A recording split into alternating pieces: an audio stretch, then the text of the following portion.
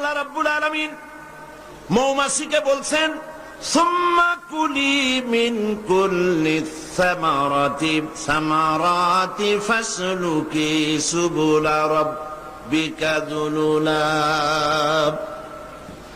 সব রকমের ফুল থেকে মধু চুষে নাও আর তোমার রবের নির্ধারিত পথে চলতে থাকো। সব রকমের ফুল থেকে মধু আহরণ করে মৌমাছি আহরণ করে এক জায়গায় রাখলো, পয়জন হলো না, এটা মানুষের জন্য সেবা হয়ে গেল।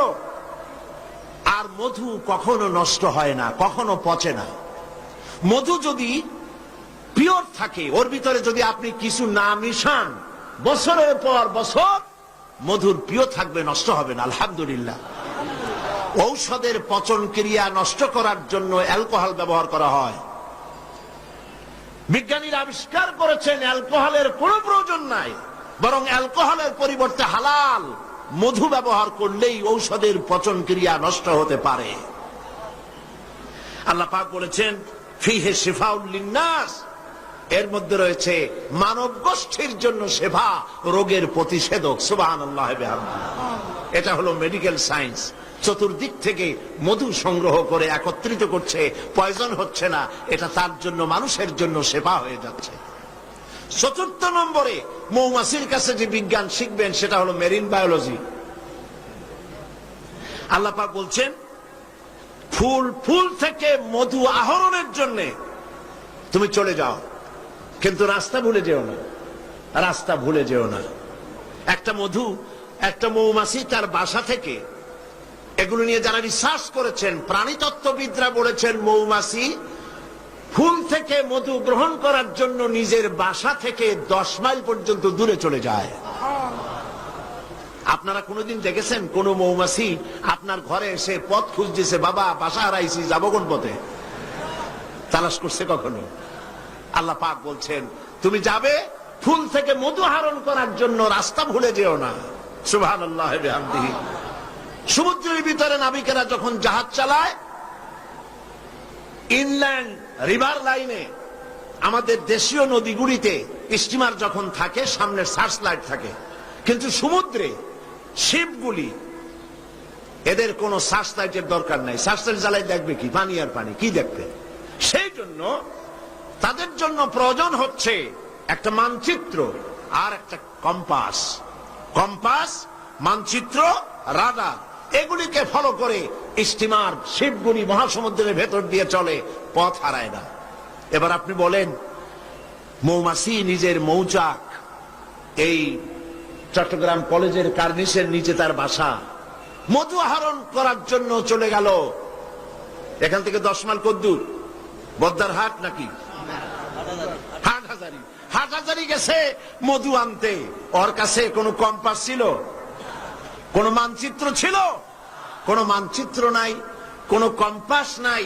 চলে গিয়েছে মৌ আনতে, আর ঠিক সেখান থেকে মধু মুখে করে এনে আবার জায়গায় পৌঁছে গিয়েছে। সুবহানাল্লাহ বিহামদিহি। হে মানুষ, তুমি কোনটা দিয়ে আল্লাহর সাথে, তুমি কি দিয়ে নিজের বড়াই করবে? কোন ক্ষেত্রেই মানুষের বড়াই নয়, সমস্ত শ্রেষ্ঠত্ব, বিরাটত্ব, মহানত্ব সবটাই আল্লাহ রাব্বুল আলামিনের জন্য। জোরে সরে বলেন আল্লাহু আকবার। মানুষকে আল্লাহ পাক এই জ্ঞান দান করেছেন। আল্লাহ রাব্বুল আলামিন বলেন, মানুষের সব অসহায়ত্ব সামনে রেখে আল্লাহ পাক আরো বলেন, আফারাআইতুমুল মাআল্লাযী তাশরাবুন আনতুম আনজালতুমূহু মিনাল মুজনি আম নাহনুল মুনজিলুন। এই যে তোমরা পানি পান করো, এই পানি আকাশ থেকে কে নাজিল করে? তুমি করো না আমি করি? প্রশ্ন কিন্তু আমার না, প্রশ্ন কার? বলেন সবাই। এই যে পানি পান করো, এই পানি আকাশ থেকে কে নাজিল করে? তুমি করো না আমি করি? এই পানি আল্লাহ কোত্থেকে নিলেন? সমুদ্রের পানিগুলিকে বাষ্পীয় আকারে উত্থিত করে মেঘমালায় পরিণত করে সেই নোনা পানিগুলিকে, এর লবণাক্ততা দূর করে আল্লাহ পানিটা যে নাজিল করলেন, সেটা কি লোনা না মিষ্টি? আল্লাহ পাক বলেন, লাউ নাশাউ জাআলনাহু উজাজান ফালাউলা তাশকুরুন। আমি ইচ্ছে করলে আকাশ থেকে পানিগুলি লবণাক্ত আকারে নাজিল করে দিতাম, বর্ষণ করে দিতে পারতাম।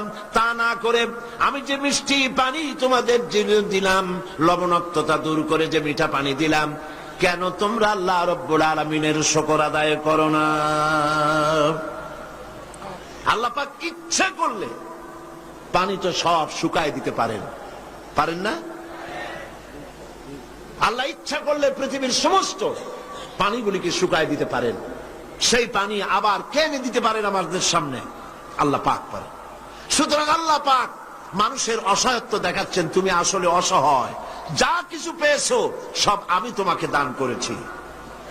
এই জন্যে ফাসাব্বিহ বিসমি রাব্বিকাল আযীম, ওই আল্লাহ পাকের বড়ত্ব, তার তাসবিহ তোমরা ঘোষণা করো।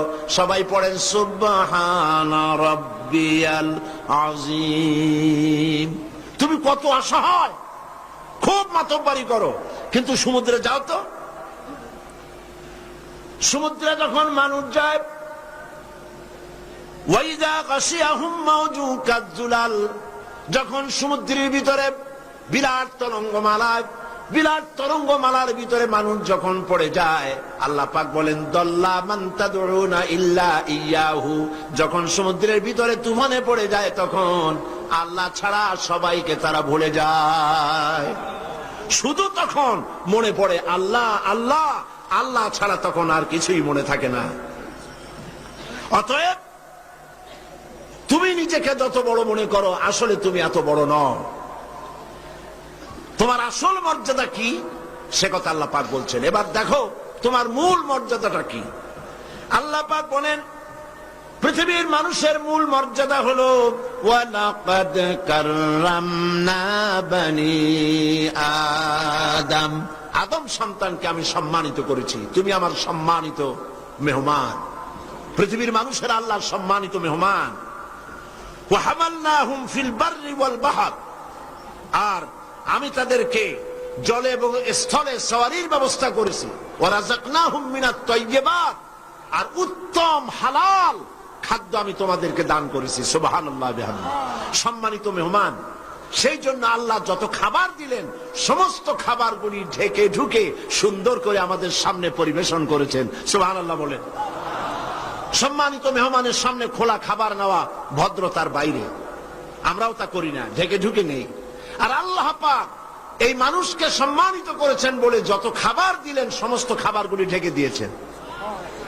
আম আল্লাহ কভার করেছেন, কাঁঠালকে কভার করেছেন, কলাকে কভার করেছেন, বেলকে কভার করেছেন। যত খাবার দিলেন সমস্ত খাবারগুলিকে রব্বুল আলামিন কভার করে, সম্মান করে, সুন্দর করে ঢেকে ঢুকে মানুষের সামনে পেশ করলেন। তোমার মর্যাদা, মানুষের আসল মর্যাদা হলো, মানুষের আসল মর্যাদা আল্লাহ পাক দিয়েছেন, তোমাকে আমি সম্মানিত জাত হিসেবে পৃথিবীতে তৈরি করেছি। এটাই হলো তোমার মূল সম্মান। এখন আল্লাহ পাক মানুষকে যে মর্যাদা দান করেছেন সেই মর্যাদা বুঝতে না পেরে তারা এক আল্লাহকে বাদ দিয়ে আরো অনেক খোদা তারা বানিয়ে নেয়। যারা ইসলামী সংস্কৃতিতে বিশ্বাসী নয়, ধর্মনিরপেক্ষ মতবাদে যারা বিশ্বাসী, তাদের খোদা হয় পৃথিবীতে চারটা। তারা চার ইলাহে বিশ্বাস করে। সবাই বলেন নাউজুবিল্লাহ। এই ধর্মনিরপেক্ষ মতবাদ কি এবং সংস্কৃতি মূল আমাদের কোনটি, এ বিষয়ে আমি আজকে কথা বলবো ইনশাআল্লাহ। ধর্মনিরপেক্ষতায় যারা বিশ্বাস করে তাদের ইলাহ হয় চারটা: স্বদেশ, স্বজাতি, নিজস্ব জ্ঞান আর প্রবৃত্তির অনুসরণ। দেশকে তারা নিজেদের মায়ের মতো মনে করে, দেশ মাতৃকা বলে। আমরা দেশকে মা বলি না, মাতৃভূমি বলি, জন্মভূমি বলি, কিন্তু একথা আমরা বলি না ও মা তোমার তরে ঠেকাই মাথা। একথা কি আমরা বলি? এটা আমাদের কথা নয়। সুতরাং তারা দেশের জন্য তো জীবন দিতে পারে, কিন্তু আল্লাহর জন্য তারা কিছুই করতে পারে না। দেশ প্রেম তো নিশ্চয়ই ভালো, কিন্তু দেশকে পূজা করা নিশ্চয়ই ভালো নয়। আল্লামা ইকবাল বলেছেন, ইনতাজা খুদাউ মে सबसे बड़ा वो वतन है, इंताजा खुदाओं में सबसे बड़ा वो वतन है, जो इसका फिर पिरहन है वो मजहब का काफन है। এই চার খোদার মধ্যে তাদের বড় খোদা হলো, তাজা খোদা হলো নিজেদের স্বদেশ। স্বদেশের জন্য সবই করতে পারে, কিন্তু এই দেশটি যিনি দিলেন তার জন্য একটা সেজদা দিতেও রাজি নয়। তারা দিন থেকে মজহাবকে, রাজনীতি থেকে মজহাবকে, দিনকে, ইসলামকে আলাদা ভাগ করে ফেলেছে। বিশ্বকবি এর জন্য বলেছেন, কওম মজহব সে হ্যায় মজহব জু নহি তুম ভি নহি, কওম মজহব সে হ্যায় मजहब जू नहीं तुम भी नहीं, जज्बे बाहम जू नहीं महफिल अंजुम भी नहीं। ধর্মেতে হয় জাতির গঠন, ধর্ম নাই তো তুমিও নাই, নাইকো যদি মাধ্যাকর্ষণ গ্রহ সূর্য ভূমিও নাই। ধর্ম দিয়ে একটি জাতির গঠন হয়, একটি জাতির গঠন হবে ধর্ম দিয়ে। যদি জাতি থেকে ধর্মকে বিচ্ছিন্ন করা হয় সেটা ঠিক সেইভাবে টিকতে পারে না। যেমন ল অফ গ্রাভিটেশন, মাধ্যাকর্ষণ শক্তি আছে বলেই চন্দ্র, সূর্য, গ্রহ, নক্ষত্র, সৌররাজি সব একটার সাথে আরেকটা আকর্ষিত হয়ে আছে। মাধ্যাকর্ষণ শক্তি না থাকলে সব যেমন ধ্বংস হয়ে যায়, দিন যদি না থাকে, মাযহাব যদি না থাকে, তাহলে সেখানে মানুষও বাঁচতে পারে না, তাদের ইজ্জত নিয়ে, তাদের সম্মান নিয়ে টিকতে পারে না। এই জন্য মানুষের মূল পজিশন সম্পর্কে আল্লাহ পাক বলছেন, দেখো তোমার পজিশনটা কি। তোমার পজিশন হলো, প্রথম মানুষের ব্যাপারে আল্লাহ তার পজিশন বলে দিয়েছেন, ওয়া ইয ক্বালা রাব্বুকা লিল মালাইকাতি ইন্নী জাইলুন ফিল আরদি খলিফা। আমি খলিফা প্রেরণ করব, আমি প্রতিনিধি পাঠাবো। খলিফা বলতে আমাদের দেশে অনেক ক্ষেত্রে খলিফা মনে করে দর্জিকে, যারা জামা সেলাই করে। কোত্থেকে এই অর্থ আসলো আমি জানি না। তা আল্লাহ পাক কি দুনিয়ায় খলিফা দর্জি পাঠাবেন এই কথা কি বলেছেন নাকি? খলিফা হচ্ছে প্রতিনিধি, রিপ্রেজেন্টেটিভ। যেমন আমাদের মাননীয় মন্ত্রী মহোদয়, তিনি দেশের মালিক নন, তিনি সরকারের প্রতিনিধি। তিনি মন্ত্রী, তিনি সরকারের প্রতিনিধি, ঠিক কিনা? প্রতিনিধি যিনি, তিনি প্রতিনিধিত্ব করবেন, মালিকানার দাবি করবেন না। পৃথিবীতে সমস্ত মানুষগুলিকে আল্লাহ পাক প্রতিনিধি হিসাবে পাঠিয়েছেন, কিন্তু প্রতিনিধি হয়ে যদি মালিকানার দাবি করে বসে এবং আইন নিজের ইচ্ছে মতো চালাতে চেষ্টা করে, তখনই আল্লাহ রাব্বুল আলামিন নারাজ হয়ে যান। আল্লাহ পাক বলেছেন, ইনিল হুকমু ইল্লা লিল্লাহ। আইন চলবে কার? আলা লাহুল খালকু ওয়াল আমর। সৃষ্টি যার, আইন চলবে সেই আল্লাহ রাব্বুল আলামিনের। আল্লাহর আইন চলবে পৃথিবীতে, কারো পিতার আইন চলবে না, কারো নিজের আইন চলবে না, কারো বানানো আইন চলবে না। আইন চলবে কার? বলেন, এই পৃথিবী কার? এই মানুষগুলি কার? আকাশ কার? জমিন কার? আইন চলবে কার? একমাত্র আল্লাহ পাকের আইন দিয়েই পৃথিবীতে শান্তি প্রতিষ্ঠা হতে পারে। আর সেই আল্লাহর আইনকে ইমপ্লিমেন্ট করার জন্য, ওইটাকে চালু করার জন্য আল্লাহ পাক মানুষকে খলিফা বানিয়েছেন। তুমি আমার প্রতিনিধি, আমার আইনকে কার্যকরী করার জন্যই পৃথিবীতে তোমাকে পাঠানো হলো। এই দায়িত্ব পালন করবে পৃথিবীর মানুষেরা, তারা আল্লাহ পাকের এই আইন চালু করবে। আর এই পৃথিবীতে আল্লাহর আইন দিয়ে মানুষ পরিচালিত হতে পারবে শান্তিপূর্ণ ভাবে। মানুষের তৈরি করা আইন দিয়ে শান্তি পাবে না, মানুষ ইনসাফ করতে পারবে না। কারণ হচ্ছে আল্লাহর আইন আর মানুষের আইনের মধ্যে পার্থক্য দেখুন। আপনি যদি কাউকে, এই চট্টগ্রাম শহরের কাউকে যদি আপনি 50,000 কমলা দিলেন, এই কথা বলে যেই কমলাগুলি চট্টগ্রাম শহরের 8 বছরের নিচে বাচ্চাদেরকে একটা একটা করে আপনি বিতরণ করবেন, এই কথা বলে যখন তাকে দেওয়া হলো, তিনি যখন এই কমলাগুলি বিতরণ করতে যাবেন, তখন দেখলেন যে এই ছেলেদের মধ্যে তার নিজের ছেলে আছে, তার বোনের ছেলে আছে, তার ভাইয়ের ছেলে আছে। এইটা যখন দেখবেন, তখন অন্যের ছেলের চাইতে নিজের ছেলেকে, বোনের ছেলেকে 2-4টা বেশি দিতে ইচ্ছে করবে নাকি? করবে কিনা? সামান্য কমলা বিতরণ করতে গিয়ে যদি এই রকমের পক্ষপাতিত্ব, দলীয়করণ, আত্মীয়করণ ইত্যাদি করতে যদি ইচ্ছে করে, তাহলে এমন লোকদের হাতে আইন তৈরি করতে দিলে তারা তো সমস্ত মানুষের উপরে ইনসাফ কিছুদিন করতে পারবে না। সেই জন্য আল্লাহ রাব্বুল আলামিন আইন তৈরি করার দায়িত্ব নিজেই নিয়েছেন। আইন আল্লাহ পাকের, সে আইনের কিতাবের নামই হচ্ছে কোরআন। এই আলোচনার দ্বারা বোঝা গেল ইসলামী সংস্কৃতির মূল প্রতিপাদ্য হচ্ছে জীবনের সকল ক্ষেত্রে আইন চলবে আল্লাহ পাকের। গান বাজনাই শুধু সংস্কৃতি নয়, সংস্কৃতি হচ্ছে জীবনের আচার অনুষ্ঠান, সবকিছু। একটি জাতির বেঁচে থাকার প্রাণ শক্তি তার সংস্কৃতি। এই সংস্কৃতি মানব জীবনের এক অপরিহার্য অংশ। কিন্তু আমাদের দেশে সংস্কৃতির নামে মানুষের ধর্মীয় পরিচিতি কে বিগড়ে ফেলানো হয়েছে। যেমন যেমন আমাদের দেশে বর্ষবরণ, পয়লা বৈশাখ, বর্ষবরণের ব্যাপারে, পয়লা বৈশাখের ব্যাপারে আমাদের কোনো আপত্তি নাই। পয়লা বৈশাখ মানুষ দোয়া করেন, কোরআন শরীফ পড়েন, দরুদ পড়েন, দোয়া করেন। আপনি বার্ষিক হিসাব কিতাব চালু করেন, ব্যবসার হিসাব কিতাব করেন, বছরের প্রথম দিন, বাংলা বর্ষের প্রথম দিন, কোনো অসুবিধা নাই। কিন্তু এই বর্ষবরণকে কেন্দ্র করে যে অপসংস্কৃতির চর্চা হচ্ছে, আমরা এটারই বিরোধিতা করি।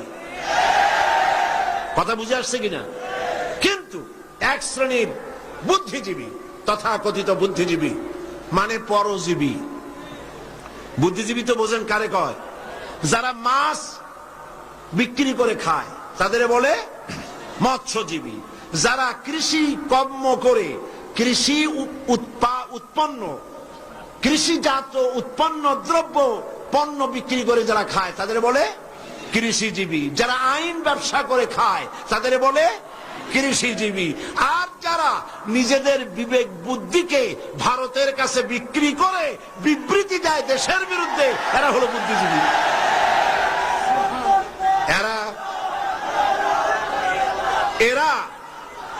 এরা কি করলো দেখেন, বর্ষবরণে আমরা আপত্তি করি না।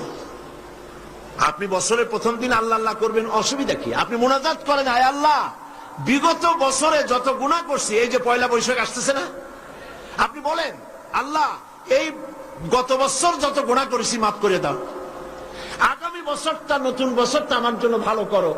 এই ধরনের দোয়া করলে ভালো হইতো না? আচ্ছা, তা না করে কি করা হলো? মঙ্গল প্রদীপ জ্বালানো হলো, রাখি বন্ধন বাঁধা হলো, উলুধ্বনি দেওয়া হলো, কপালে তিলক পরা হলো, মেয়েদের গালে যুবক ছেলেরা উল্কি আঁকায় দিল। এটা কি আমার সংস্কৃতি? বলেন, এটা আমার সংস্কৃতি? তারপরে বড় বড় ময়ূর, রাক্ষস, কুত্তা, গাধা, গরু, এগুলি মুখোশ বানিয়ে মুখোশ পরে রেলি করা হলো। এটা কি আমার সংস্কৃতি? বছরের পয়লা দিনে মুখোশ পরার সম্পর্ক কি আমি বুঝি না। আপনি গরুর মুখোশ পরে র্যালি করলেন, হাঁটলেন, আপনি কি জাতিকে বুঝাতে চান নতুন বছরে জাতির সাথে গরুর মতো ব্যবহার করবেন? কেন এই মুখোশ আপনি পরেছেন? এটা আমার সংস্কৃতি নয়। এই কথাই বাইতুল মুকাররম জাতীয় মসজিদের খতিব তিনি মসজিদে বলেছিলেন। তিনি আসল কথা বলেছেন, ভালো কথা বলেছেন। ওনার বিরুদ্ধে লিখেছে তারা যারা ভারতের দালাল।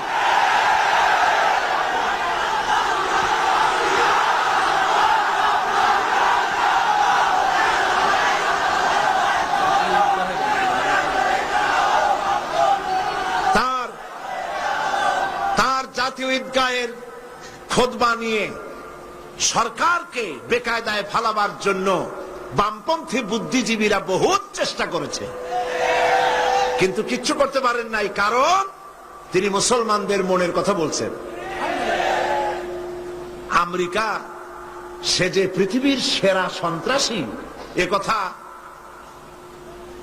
আলেমরা বলতে পারবে না।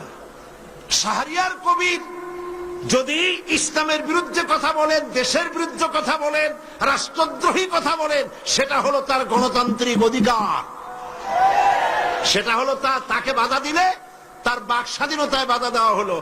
আর খতিব সাহেব যদি আমেরিকাকে যদি তিনি বলেন শ্রেষ্ঠ সন্ত্রাসী, তাহলে তা বলতে দেওয়া যাবে না এটা নাকি তিনি তার অধিকার বহির্ভূত কথা বলেছেন। আশ্চর্য কথা, পাগল কি আর কাছে ধরে? তোমাদের ওই বাসি পচা বক্তব্য, সাংবাদিকতা এবং কলামিস্ট যারা এই ধরনের বাজে কথা যারা লেখে, এগুলির দাম জনগণের কাছে মোটেও নাই। প্রিয় ভাই সব, অপসংস্কৃতি, বিশ্ব ভালোবাসা দিবস। আচ্ছা আপনারা বলেন, বিশ্ব ভালোবাসা দিবস, আওয়ামী লীগের আমলে বিশ্ব ভালোবাসা দিবস করলো। আমরা দেখলাম যে বিশ্ব ভালোবাসা দিবসটা আবার কায়দাটা কি। পত্রপত্রিকায় দেখতে পেলাম সারওয়ার্দী উদ্যানে কলেজ বিশ্ববিদ্যালয়ের ছেলেরা মেয়েরা চীনাবাদাম নিয়ে একজনের সাথে আর একজনে ফস্টিনুসি করছে, বাগবাকুম করছে। এই হলো বিশ্ব ভালোবাসা দিবস। একজন আওয়ামী মন্ত্রী তিনি ঢাকা বিশ্ববিদ্যালয়ের টিএসসি হলে ছাত্র ছাত্রীদের উপস্থিতিতে বক্তৃতা করলেন বিশ্ব ভালোবাসা দিবসে। মনিকা ক্লিনটন, প্রেম অমর হোক। আমি পার্লামেন্টে বললাম, পরবর্তী সেশনে পার্লামেন্টে আমি বলেছি, একজন মন্ত্রী চরিত্রের কতটা স্খলন হলে পরে এমন কথা বলতে পারে যে কাজটা ক্লিনটন করেছেন, এ কাজটার জন্য তার মধ্যে অপরাধ বোধ সৃষ্টি হয়েছিল কিনা বলেন। তিনি এজন্য প্রকাশ্যে রেডিও এবং টিভিতে গোটা জাতি, গোটা দুনিয়াবাসীর কাছে ক্ষমা চেয়েছেন কিনা। আর রাতের বেলায় হিলারির পাও ধরে কতবার মাপ চাইছে, হিলারি আর ক্লিনটনই ভালো জানে। তো যে কাজটার জন্য তিনি নিজে অপরাধ বোধ করেছেন, উনি সেটাকে বললেন মনিকা ক্লিনটন প্রেম অমর হোক। আমি বললাম, একে তো ঢোলের বাড়ি, একে হলো নাচুনে বুড়ি, আরো পেয়েছে মন্ত্রীর হাতের ঢোলের বাড়ি। বিশ্ববিদ্যালয়ের পোলাপান কোএডুকেশন লেখাপড়া করতেছে, সেইখানে ক্লিনটন এবং মনিকার এই অবৈধ প্রেমকে অমর হতে বলে বিশ্ব ভালোবাসা দিবস উদযাপন ওরা শুরু করেছে। বিশ্ব ভালোবাসা দিবস পালনের মুসলমানের কোনো দরকার নাই। আচ্ছা কেন নাই? আপনারা তো আন্দাজই কইলেন, ঠিক নাই। কেন নাই? এই জন্য ইসলামের জন্মই হয়েছে ভালোবাসা দিয়া। সুবহানাল্লাহ। আল্লাহ পাকের নবী বলেছেন, আদ-দীন ওয়ান নাসিহা, দিন হলো ভালোবাসা, কল্যাণ কামনা করা। মাকে কতটুকুন ভালোবাসতে হবে, পিতাকে কতটুকুন ভালোবাসতে হবে, স্ত্রীকে কিভাবে ভালোবাসতে হবে, সন্তানকে কেমনে ভালোবাসতে হবে, এই ভালোবাসা শিখিয়েছে ইসলাম। ইসলামের প্রতিটি দিন ভালোবাসা। যাদের জীবনে কোনো ভালোবাসা নাই, বছরে তাদের জন্যই একবার ভালোবাসা প্রয়োজন হয়, একদিনের জন্য হলেও। যারা সারা বছরে পান্তা ভাত খায় না, অন্তত একদিনের জন্য হলেও রমনা বটমূলে গিয়ে এক থাল পান্তা খাওয়া তাদের জন্যই জরুরি। বন্ধুগণ, এর নাম সংস্কৃতি নয়, এর নাম অপসংস্কৃতি। এর নাম কি? অপসংস্কৃতি। প্রিয় ভাইয়েরা, এভাবে করে ভালোবাসা দিবস, বসন্ত দিবস, পৌষ মেলা, আবার কবে না জানি শুনতে হয় কলেরা উৎসব। এইসব উৎসব ভালোবাসা দিবস উদযাপনের সাথে ইসলামের কোন সম্পর্ক নাই, পরিষ্কার কথা। এরপরে আমার একটি বক্তব্য নিয়ে তারা পত্রপত্রিকায় অনেক লিখেছেন, আমি আজকে সেই কথা পরিষ্কার করতে চাই। এটিও একটি অপসংস্কৃতি। আমি বলেছি, অমুসলিমদের জন্য তাদের উপাসনালয় একটার জায়গায় 50টা মূর্তি বানালেও ইসলামের কোনো বক্তব্য নাই। তারা তাদের পূজা করবে, আপত্তি নাই। কিন্তু এই দেশে তো আমরা মুসলমান বাস করি। আমরা কারা?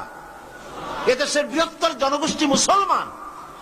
আমাদের ট্যাক্স, আমাদের রেভিনিউ নিয়ে, আমাদের কর নিয়ে মুসলিম সরকার রাস্তায় রাস্তায় পথে ঘাটে মূর্তি নির্মাণ করবে, এটা তো হতে পারে না।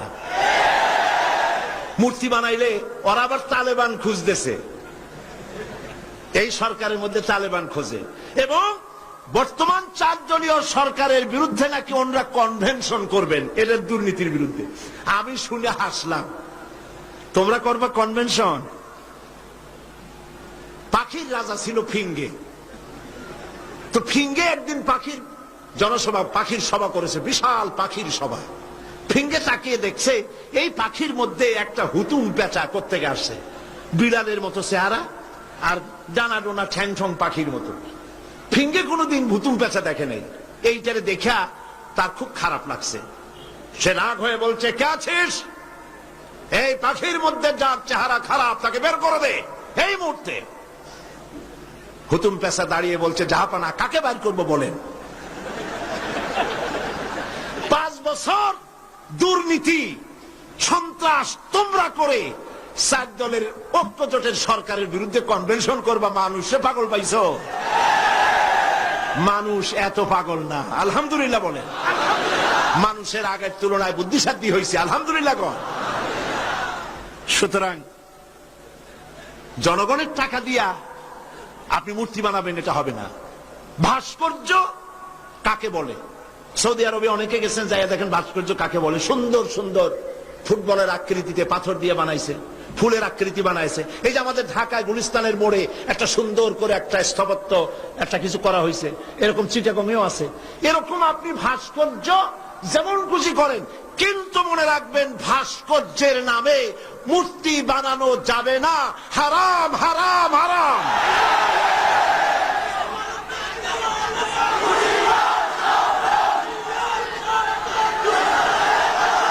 ওনারা বলছেন, ওনারা সরকারের মধ্যে তালেবান খোঁজেন। আমি আমার বন্ধুদের বলবো, মূর্তি সম্পর্কে কথা বললে যদি তালেবান বলেন, মূর্তি ভাঙার কথা বললে যদি তালেবান বলেন, তাহলে তো ইব্রাহিম আলাইহিস সালামকে প্রথম তালেবান বলতে হবে। তাহলে তো মুহাম্মদ রাসূলুল্লাহ সাল্লাল্লাহু আলাইহি ওয়াসাল্লামকে তালেবান বলতে হবে। নাউজুবিল্লাহ। এই পৃথিবীতে সর্বপ্রথম মূর্তি ধ্বংস করেছে আমার জাতির পিতা ইব্রাহিম আলাইহিস সালাম। সুতরাং আবার বলি, আবার শুনুন, শুনেন, আবার শুনুন, ভাস্কর্যের নামে যা খুশি বানান, মূর্তি বানাবেন না। কোরআন হারাম করেছে, রাসূলুল্লাহ হারাম করেছেন। আপনি যদি মুসলমান হন, আমার কথার সাথে একমত হতে হবে। দুনিয়ার সমস্ত আলেম একমত, মুসলমানেরা মূর্তি বানাইতে পারবে না, হারাম, হারাম। ভাস্কর্যের নামে যা খুশি বানান, মূর্তি বানাবেন না। নবীকে জিজ্ঞেস করা হয়েছে, লিমা বুইস্তা, কেন পৃথিবীতে আপনাকে পাঠানো হয়েছে? এর জবাবে হুজুর বলেছেন, বুইস্তু লিকাসরিল আসনাম, প্রেরিত হয়েছি পৃথিবীতে মূর্তি ধ্বংস করার জন্য। এ কথা কার? আল্লাহ পাক। সুতরাং আপনারা পত্র পত্রিকা যারা লেখেন, ফিচার লেখেন, কলাম লেখেন, নিজেদের রক্ত সম্পর্কে চিন্তা করেন। নিশ্চয়ই একজন মুসলমান পিতা আপনাকে জন্ম দিয়েছেন, নিশ্চয়ই আপনি একজন মুসলমান মায়ের গর্ভে ছিলেন। আপনি ইসলামকে শ্রদ্ধা করতে শিখুন, কোরআন এবং হাদিসের মতকে সম্মান করতে শিখুন। এটাই হলো মূল কথা। সুতরাং ইসলাম সংস্কৃতির নামে অপসংস্কৃতিকে ঘৃণা করে বন্ধ করতে চায়। 31st নাইট, 31শে ডিসেম্বর রাতে যা কিছু এই বাংলাদেশের যুবক যুবতীরা করে, এটা কি আমার সংস্কৃতি? বলেন, এটা আমার সংস্কৃতি? আল্লাহ শুকরিয়া আদায় করি। হাদিসে বলা হয়েছে, মাল্লাম ইয়াশকুরিন নাস ফালাম ইয়াশকুরিল্লাহ, যে আল্লাহ মানুষের শুকরিয়া আদায় করতে পারে না, সে আল্লাহর কৃতজ্ঞতা প্রকাশ করতে পারে না। আমরা সরকারের শুকরিয়া আদায় করি।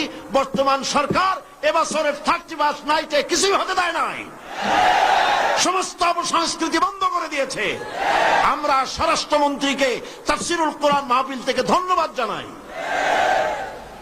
অন্যায়ের সরকারের কাজই হলো অন্যায়ের বিরোধিতা করা এবং ন্যায়কে প্রতিষ্ঠা করা, এটাই হলো সরকারের দায়িত্ব। আলহামদুলিল্লাহ, আল্লাহ শুকর, অতীতের তুলনায় এখন সন্ত্রাস কমেছে। কমে নাই? বলেন, সন্ত্রাস কমে নাই?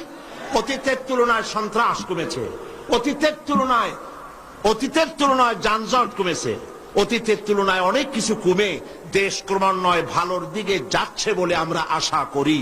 এবং ইনশাআল্লাহ 4 দলীয় ঐক্যজোট সরকার বাংলাদেশের 14 কোটি জনগণকে একটি সুখী, সুন্দর, সমৃদ্ধ দেশ উপহার দেবে ইনশাআল্লাহ। ইসলামী সংস্কৃতি উদ্দেশ্য তানসেন বানানো নয়।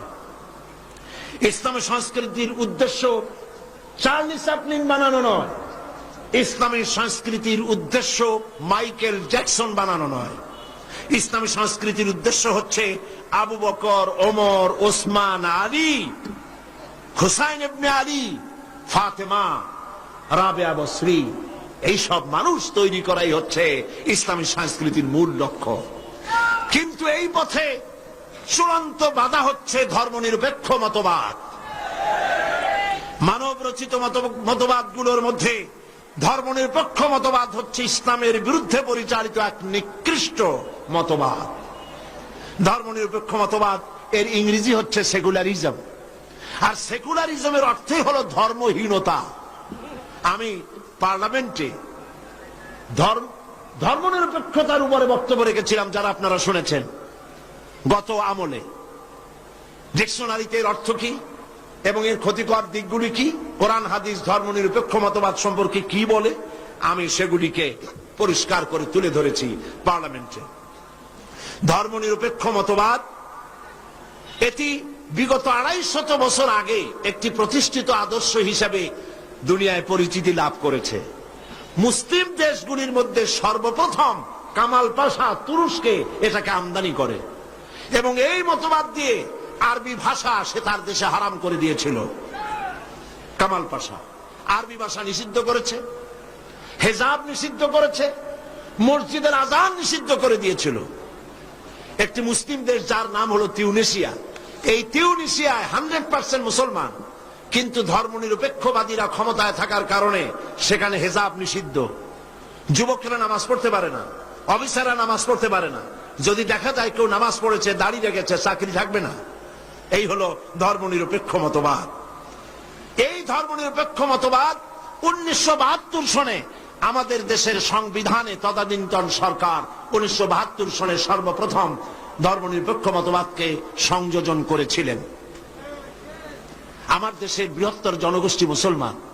এই এত মুসলমানের দেশে যে সংবিধানটা তৈরি হলো তার শিরোনামে বিসমিল্লাহ ছিল না। 1975 সনের পট পরিবর্তনের পর স্বাধীনতার মহান ঘোষক শহীদ প্রেসিডেন্ট জিয়াউর রহমান সাহেব সর্বপ্রথম সংবিধানের শিরোনামে লিখলেন বিসমিল্লাহির রহমানির রহিম। এই কথা লেখার জন্য আল্লাহ পাক শহীদ জিয়াকে জান্নাতুল ফেরদাউসের মেহমান বানায়নি। আমরা প্রাণ ভরে তার জন্য দোয়া করি। ধর্মনিরপেক্ষ মতবাদ 1972 সনে সংযোজন করার কারণে তারা বিসমিল্লাহ বাদ দিল। ইউনিভার্সিটির মনোগ্রাম সমূহে লেখা ছিল ইকরা বিসমি রাব্বিকাল্লাযী খালাক রব্বি জিদনি ইলমা। তদানীন্তন সরকার কোরআনের এই আয়াতগুলি বরদাস্ত করতে পারে নাই, এই আয়াতগুলি তারা বাদ দিয়েছিল। মনে আছেন আপনাদের? সেখানে ক খ গ ঘ উম তারা লিখেছিল রব্বি জিদনি ইলমা। এই কথা তো হিন্দুরাও বলতে পারে, খ্রিস্টানও বলতে পারে, আয় আমার রব আমার জ্ঞানকে বৃদ্ধি করে দাও। এটা কি কোনো গুনার কথা? এই কথাটা কার? আল্লাহর কথা। সেই কথাটি তারা বরদাস্ত করতে পারে নাই। সলিমুল্লাহ মুসলিম হলের নামের থেকে মুসলিম শব্দ বাদ দিয়েছে। নজরুল ইসলাম কলেজের থেকে ইসলাম শব্দ বাদ দিয়েছে। যেখানে ইসলাম, যেখানে মুসলমান, সেখানেই মেজর অপারেশন তারা করেছিল ইসলাম এবং মুসলমান বাদ দেওয়ার জন্য। 1996 সনে আবার যখন তারা 96তে ক্ষমতায় এলো, আবার তারা ক্ষমতায় এসে আবারও সেই ধর্মনিরপেক্ষ মতবাদ তারা চালু করতে পারে নাই। বলেছিল 2/3 যদি আমরা লাভ করতে পারি পার্লামেন্টে আসন সংখ্যা, তাহলে ধর্মনিরপেক্ষ মতবাদকে আমরা পাশ করব। আল্লাহ সেই সাথ তাদেরকে পুরো হতে দেয় নাই। তারা ক্ষমতায় থাকাকালীন ইসলামের সাথে দুশ্মনী করেছে, আলেমদের সাথে দুশ্মনী করেছে, মাদ্রাসার সাথে দুশ্মনী করেছে, ওলামাদের উপরে নির্যাতন করেছে, ফতোয়া নিষিদ্ধ ঘোষণা করেছে। এখন ফতোয়া কি, এই জিনিসগুলি আপনাদেরকে বুঝতে হবে। ফতোয়া, ফতোয়া শব্দের অর্থ হচ্ছে রায়, মত। এই ফতোয়া এনজিওরা তাদের পত্রিকার ভিতরে ফতোয়াবাজ শব্দটা লিখেছে। চান্দাবাজ, হামলাবাজ, মামলাবাজ, সন্ত্রাসবাজ,